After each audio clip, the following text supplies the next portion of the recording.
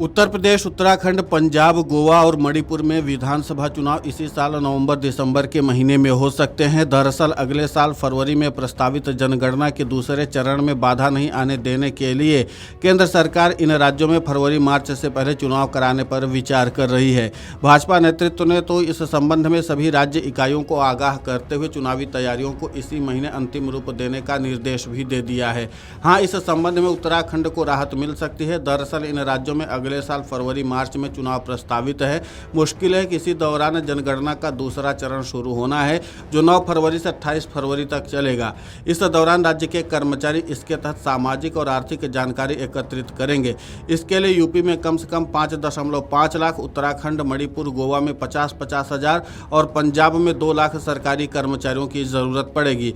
ऐसे में चुनावी कार्यों के लिए कर्मचारियों की जरूरत पूरी नहीं हो सकेगी। चुनाव आयोग के सूत्रों ने सरकार की ओर से इन राज्यों में जल्द चुनाव कराने की सूचना मिलने से इनकार किया। हालांकि सूत्र ने कहा कि अगर नवंबर में चुनाव होते हैं तो इसके लिए मतदाता सूची बाधा नहीं बनेगी। वो इसलिए कि इन राज्यों में एसआईआर की प्रक्रिया अंतिम चरण में है। ज़रूरत पड़ने पर जनवरी में तैयार होने वाली अंतिम मतदाता सूची को तय समय से 3 महीने पहले ही अंतिम रूप दिया जा सकता है। तय समय से पहले चुनाव संबंधी चर्चाओं की पुष्टि भाजपा के 3 राज्यों के इकाइयों ने की।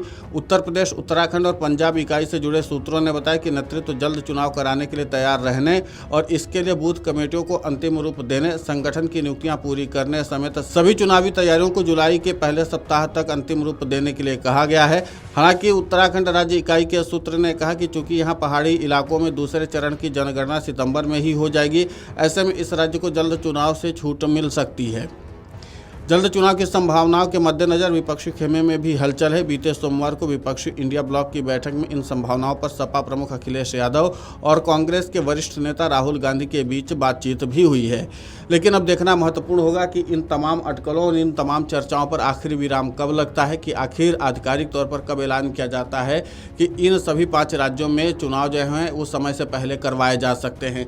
लेकिन इतना तय है कि अभी से जो राजनीतिक पार्टियां हैं उनके अंदर हलचल तेज हो चुकी है और वो अपनी तैयारियों को अंतिम रूप देने की कवायद में जुटे हुए हैं। और इसीलिए आपको बता दें, क्योंकि इस बार जनगणना का दूसरा चरण शुरू होने वाला है और जनगणना के दूसरे चरण की शुरुआत होने से पहले ही केंद्र की सरकार जो है यहाँ पर चुनाव करवा सकती है और इसके लिए राजनीतिक दलों की ओर से तैयारियां भी तेज हो गई हैं। अब देखना महत्वपूर्ण होगा कि जिस तरीके से कयासों का बाजार गर्म है और तमाम तरह के सूत्रों से भी जानकारी निकलकर सामने आ रही कि जल्द चुनाव कराए जा सकते हैं। अब इस पर आधिकारिक तौर पर मुहर चुनाव आयोग की तरफ से कब तक लगाई जाती है, लेकिन इतना तय है कि जिस तरीके की परिस्थितियां बन रही हैं, संभव है कि केंद्र की सरकार इस पूरे मामले पर जल्द चुनाव करवा सकती है, क्योंकि आगे जिस तरीके से जनगणना का कार्य करवाना है और खासकर आर्थिक और सामाजिक जानकारी इकट्ठी करनी है सरकारी कर्मचारियों के लिए। और यहाँ पर आपको बता दें कि सरकारी कर्मचारियों की तादाद भी सीमित है। ऐसे में जाहिर सी बात है कि सरकार के लिए दोहरी चुनौती होगी। अगर सरकार को जनगणना भी करवाना है और वो चुनाव प्रक्रिया भी पूरी करवानी है तो सीमित सरकारी कर्मचारियों के दम पर सरकार सिर्फ एक ही काम पूरा करवा सकती है। Video desk amarujala.com।